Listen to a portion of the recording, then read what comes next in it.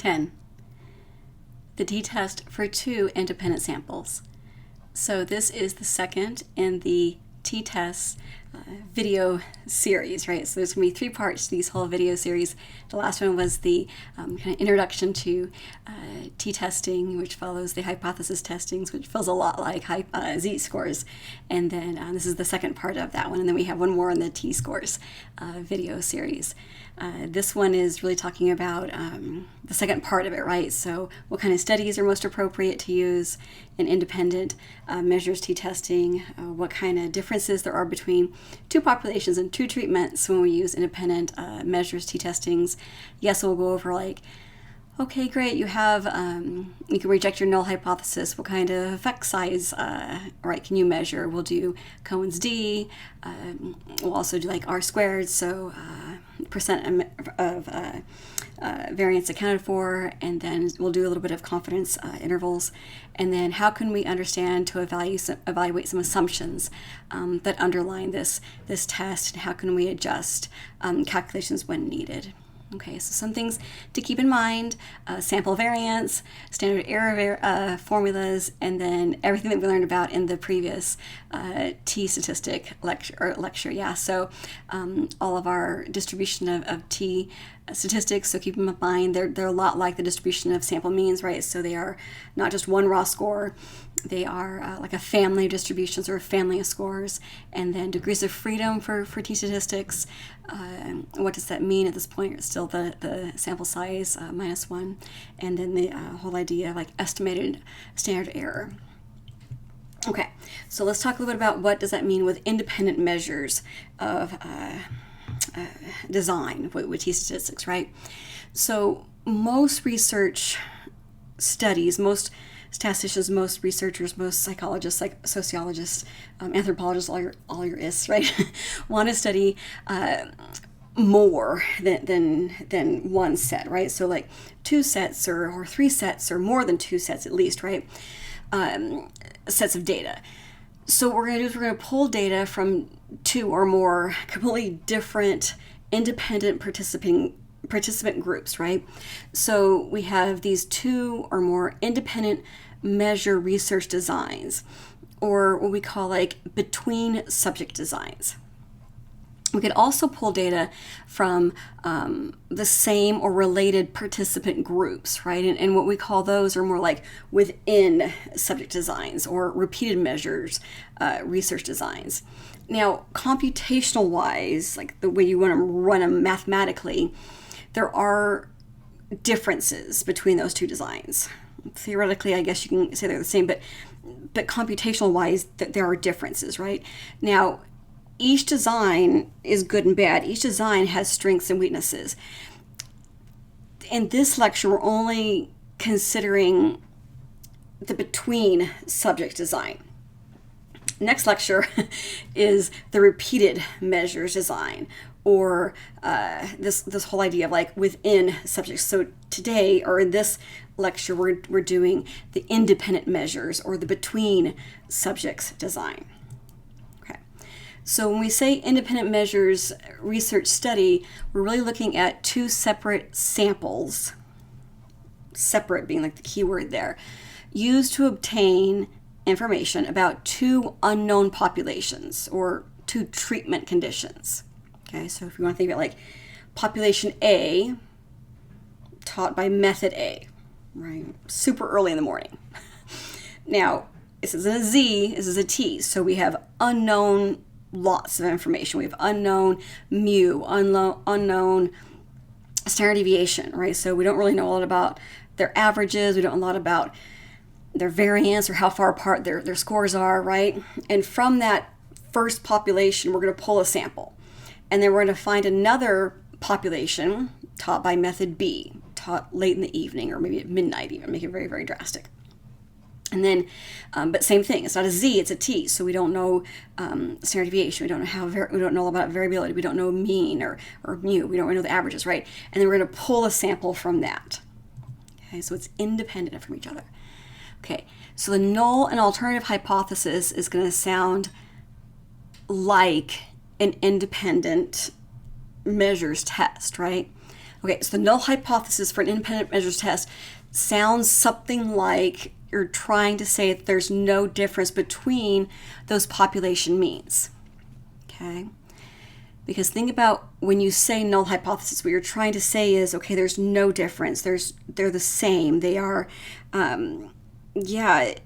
null is nothing.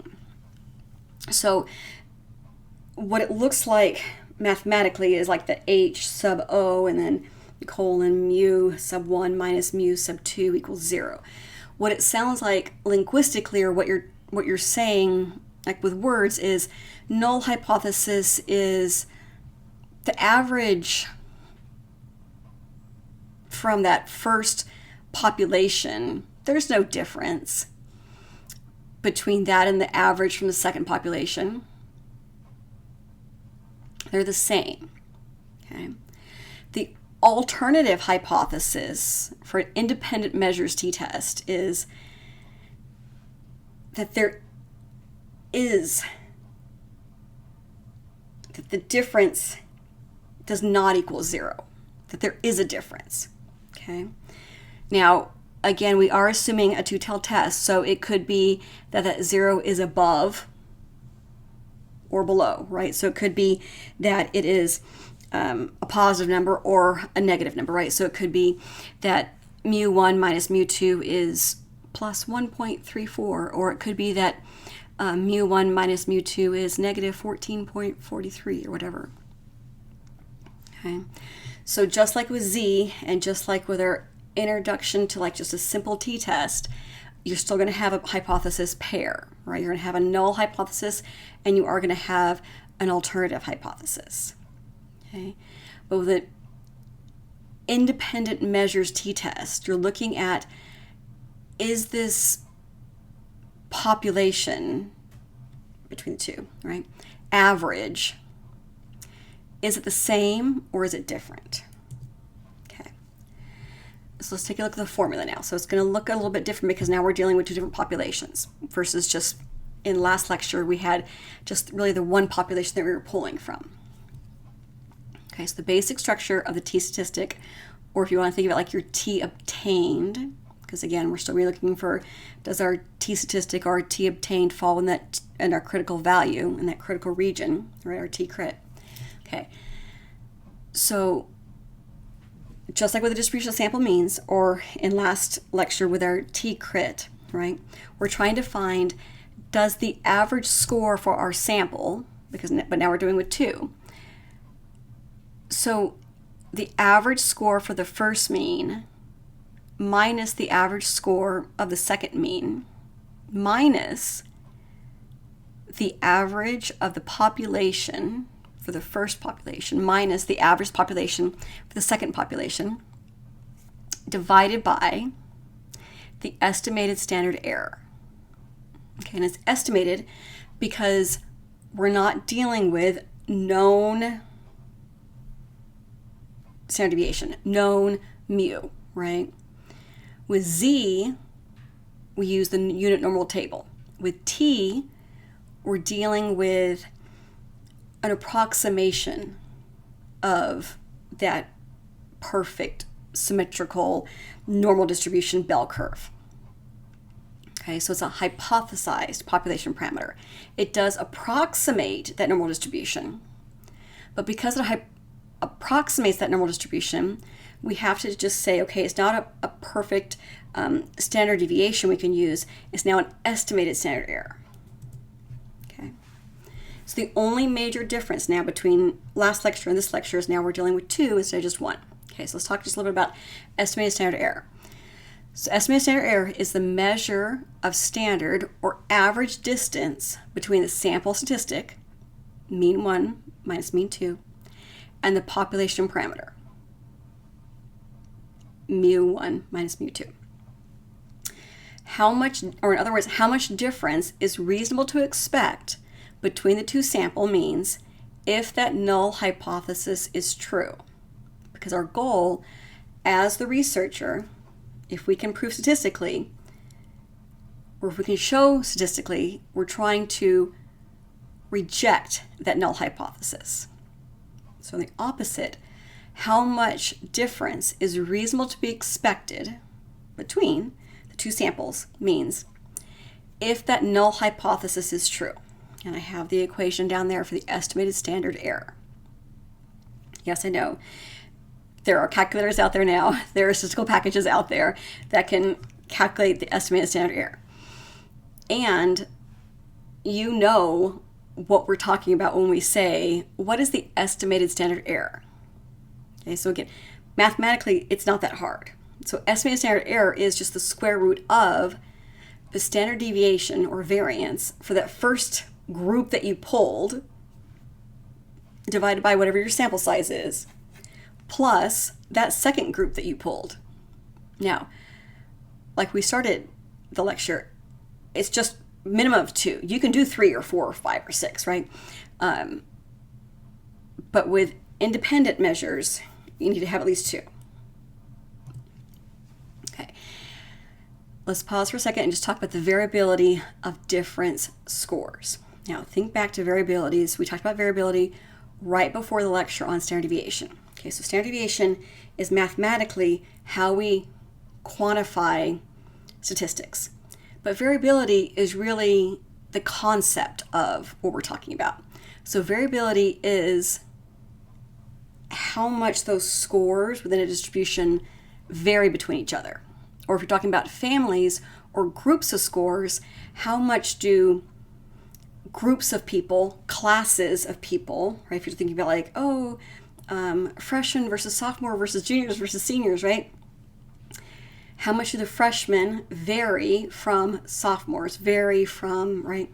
How much do boys vary from girls? How much do dogs vary from cats? How much do, right? So variability is just how much all over the place are the scores.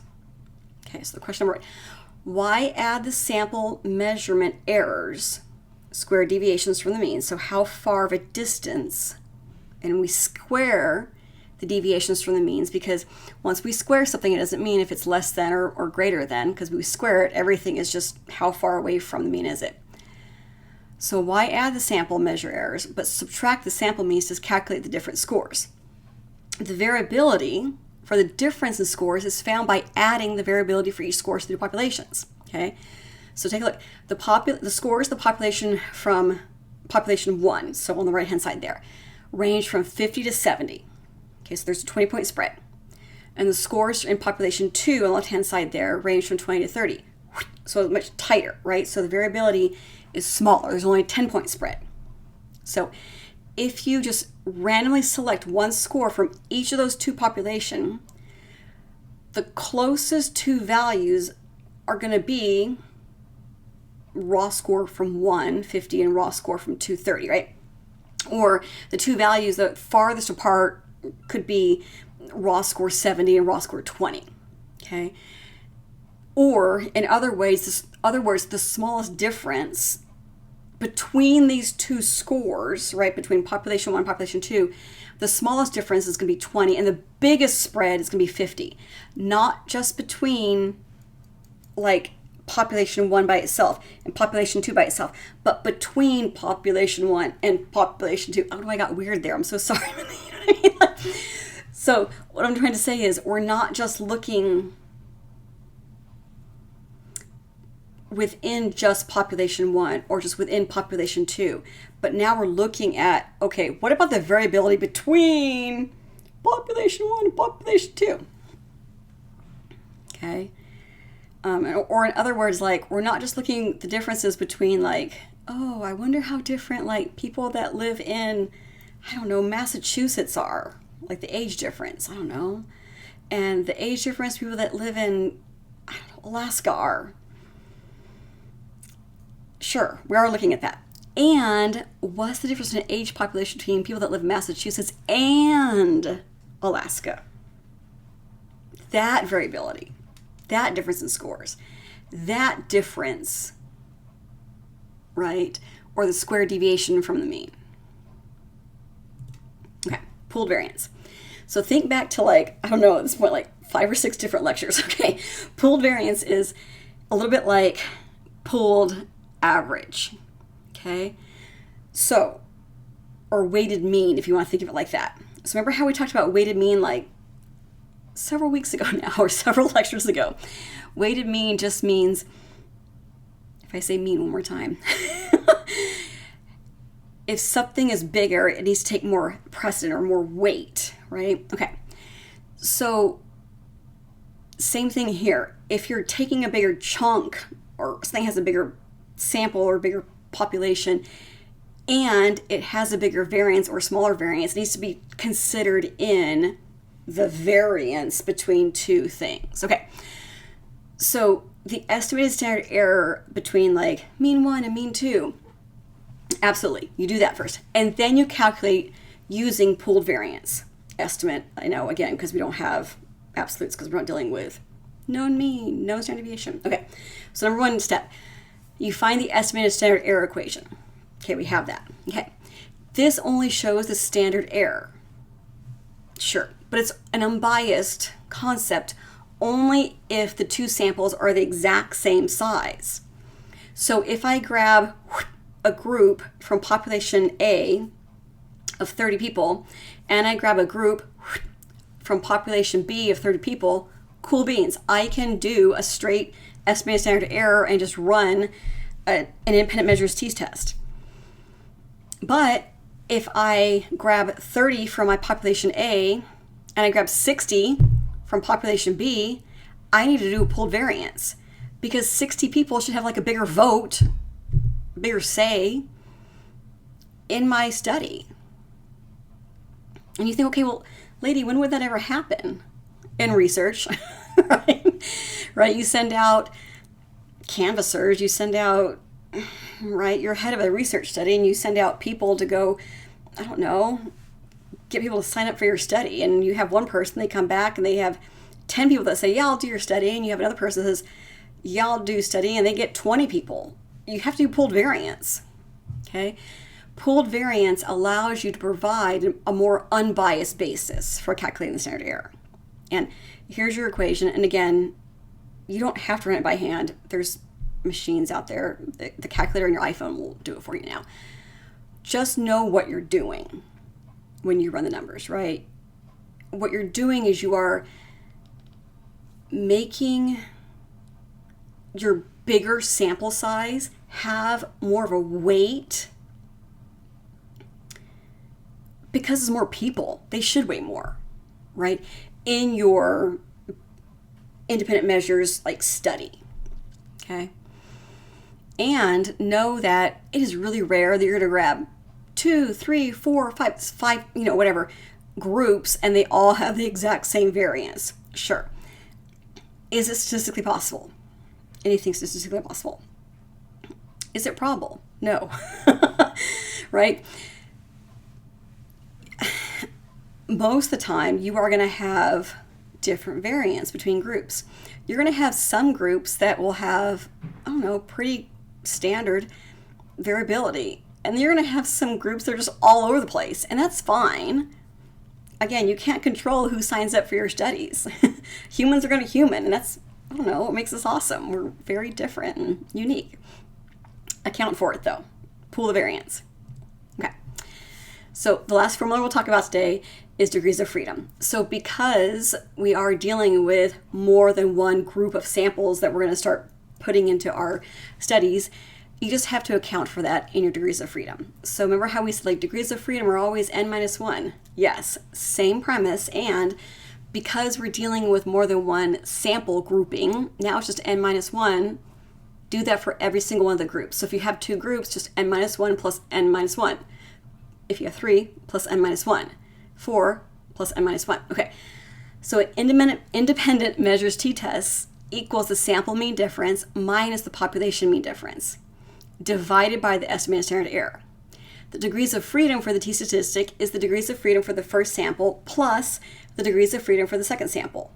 And again, if you have a third sample, plus the degrees of freedom for that third sample. And you just keep going. Okay.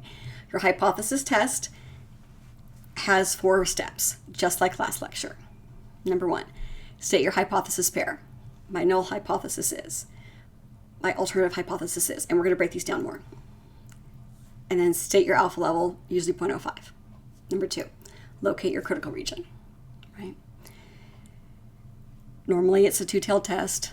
So if your alpha level is 0.05, split the tail, 0.025 on this side, 0.025 on this side of the tail, and those are your 2 critical regions, right? So just like 2 little archery ones, you want to try to get in those 2 critical regions. And you're going to use the t-table to find out mathematically how much of a room you have there to kind of get in that gap. And then run your data. So obtain your data, run your t-test, find your t-obtained, and then compare. What's your t-obtained, what's your t-crit, and if your t-obtained falls in that t-crit or that critical value of t, reject your null, make your decision. But if it doesn't, fail to reject. Okay, so here, so in this one, right, you have you're running a two-tailed test because that's what we do normally.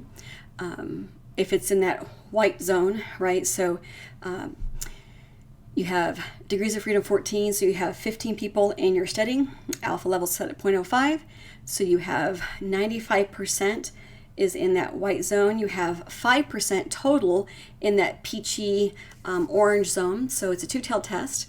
So you have 2 critical regions. So 0.025 on one side, 0.025 on the other side. Use your t-table, and you should be able to find it online. Just Google t-table. And you can see if I do a two-tailed test in a t-distribution, alpha set at 0.05, my critical value of t is plus 2.145, and then minus 2.145. So if I collect my data and I run my data and I get a t value, so if my t obtained, right, is less than negative 2.145, so my t obtained is negative 3 or negative 2.25, woohoo, I can reject my null hypothesis. I have a little party and I'm excited. Or if it's positive 2.4 or 2.5 or even 2.146, right, still excited. Reject your null. If my t obtained, though, falls in that white zone,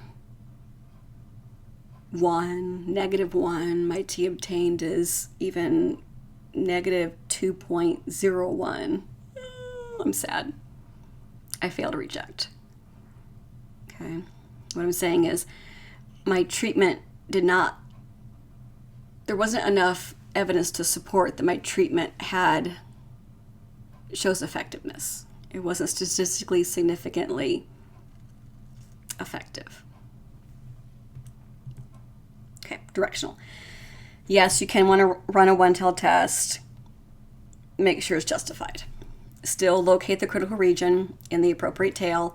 So if you're running a one-tailed test and you're trying to increase something, you're trying to improve something, you're trying to make things something that's greater than, dump it in the positive side. All of it. If it's alpha 0.05, 5% is going to be in that critical region. If you're trying to decrease something, lower, minimize, right? Dump it all on the left-hand side, all 5%, if you're running an alpha 0.05. Okay. Please note that if you're running a one-tailed test, that critical region is huge, right? So your risk of committing a type 1 error is also pretty big because it's double. Okay. So you might want to bump up or make your alpha a little tighter. I'd run it as a, 0.01, but your choice. Okay. Report using a one-tailed test, absolutely, and explicitly state why you're running a one-tailed test, usually because of ethics. Some assumptions underlying. Okay. The observation within each sample must be independent, no double dipping. The two populations from which the samples are selected must be normal or assumed to be normal. And again, how do you assume normality?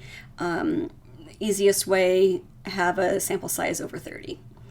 And the two populations from which the samples are selected must have equal variances, also called homogeneity of variance, or at least assumption of homogeneity of variance. And you can test for homogeneity of variance using Hartley's Fmax, but there's lots of different ways you can do it. Okay. If you run a Hartley's Fmax, and you can find that also on the table, and you get a large value, okay, what that's telling you is that there's a large difference between your sample pools, there's a large variance, there's a large, your sample variant, like the scores are all over the place between the samples, not within each sample, but between the samples. A small Hartley's Fmax score closer to 1 is going to say you're good. There is still variance between those samples, but you're fine. Homogeneity of variance is assumed to be reasonable-ish. You can go ahead and run it. If it's large, you probably want to do another sample pool. Unless you can defend why you need to have a violation of that homogeneity variance. Okay. If the sample information suggests that, yes, you did violate that homogeneity of variance assumption, and you can't give a justification why you need to violate it, you need to calculate the standard error and adjust the degrees of freedom for the t-test. And usually the way you adjust your degrees of freedom is to pump up that sample size. I did include the pooled variance alternative equation there for you, if you want it. I think it's beautiful. I'm sure you agree. Okay. Some notes on effect size. So you can stick with Cohen's d. You can also stick with percentage of variance explained or percentage of variance accounted for. They're doing the exact same thing as they did last lecture. They're measuring the effectiveness of that independent variable, taking out sample size and not disregarding hypothesis testing. I think I dismissed hypothesis testing too much last lecture. But kind of setting it aside, I guess it would be the best way to say it. Okay, so effect size and a little bit of confidence intervals for independent measures T's. Okay, so if the null hypothesis, if you have the ability to reject it, woohoo, you're excited, you then take the next step and say, okay, I want to measure the effect size. Okay, and again, you can choose either Cohen's d or percentage of variance explained. Again, it's not going to change between this lecture and last lecture. It's still 0.2, 0.8, or 0.2, 0.5, and 0.8 for small, medium, large for Cohen's d. And then for percentage of variance accounted for, same thing. It's small, medium, large. But again, they're not thresholds. They're not, you have to make it to a certain amount. It's just state the number and then also state small, medium, large. Okay. Confidence intervals for estimating mean 1 minus mean 2, and I do have the equation there, bottom left-hand side. Okay. The sample mean difference, mean 1 minus mean 2. So this is your sample pool average score, the first one minus the second one, is used to estimate the population mean difference. Okay. So even though we're using the sample mean, what we're trying to get at or trying to infer back to is the population. And the t equation is solved for the unknown parameter. Because, again, we're not dealing with z-scores at this stage. We're dealing with t because there's a lot that we don't know about the population that we're pulling from. Standard deviation, mu, that type of stuff. Okay. So an estimation can provide an indication of the size of the treatment effect. It's like a predictor, okay? An estimation can also provide an indication of the significance of the effect, okay? It's not going to give you a proof. It's not going to give you like a determination, like an absolute. It provides an indication, okay? If the interval contains 0, then it's not significant effect. It's pretty clear. If the interval does not contain 0, well, then you can more confidently say the treatment was significant. And you need to be cautious about what level of significance. But it does give a pretty good estimate on indicating both the size and the significance of the treatment effect. Okay. With such behavioral sciences, just like we use alpha of 0.05, 95% confidence interval is pretty standard. Okay. So 95% confidence interval for the population mean difference from these examples that we've been using. Okay, so please note that mu1, so population group 1 minus population group 2 equals 0 is excluded from the confidence interval, indicating that 0 difference is not an acceptable value. The null hypothesis would be rejected in a hypothesis test with that if your alpha level is set at 0.05. Okay, so if you take a look at this line down here, the confidence interval of 95% estimate, writing according to the null hypothesis. See how it has like that sliding scale there, that 0.782, 7.218. Okay. It's another way to kind of get to where you're trying to go to.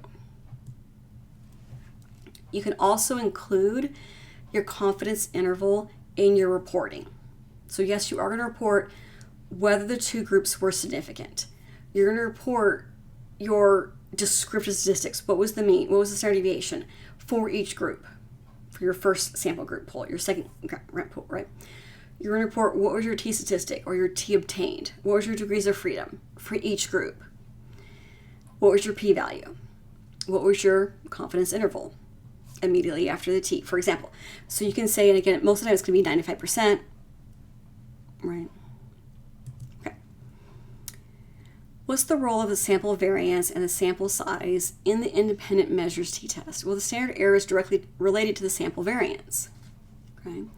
The larger the sample variance, the larger the variance leads to a larger error. This makes sense. The more your scores are all over the place, the better your probability is that you're going to mess up, you're going to get an error, right? It also leads to a smaller value of t, closer to 0, and reduces the likelihood of finding a significant result, and reduces your ability to replicate your findings, right? Okay. Because larger samples produces smaller errors until you get to the population, larger samples lead to a larger value for the t statistic, and also increases the likelihood of finding a significant result. So both these data down here, treatment number 1, treatment number 2, both show significant differences between treatments. Because again, next lecture is within treatments. Right now we're still just trying to find between treatments. Okay.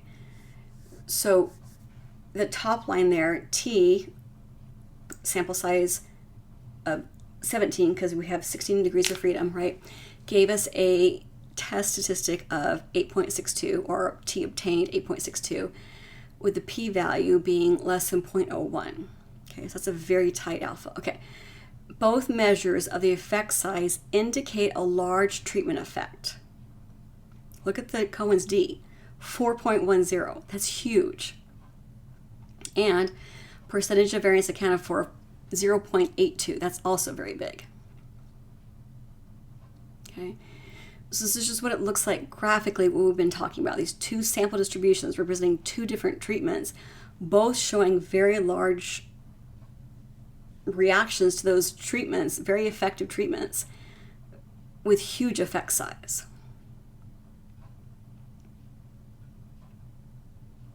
Okay.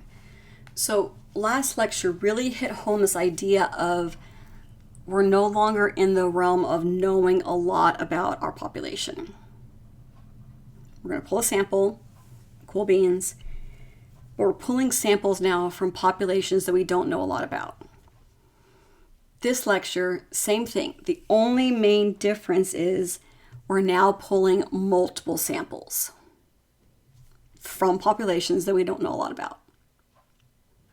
That's okay. It's actually kind of exciting.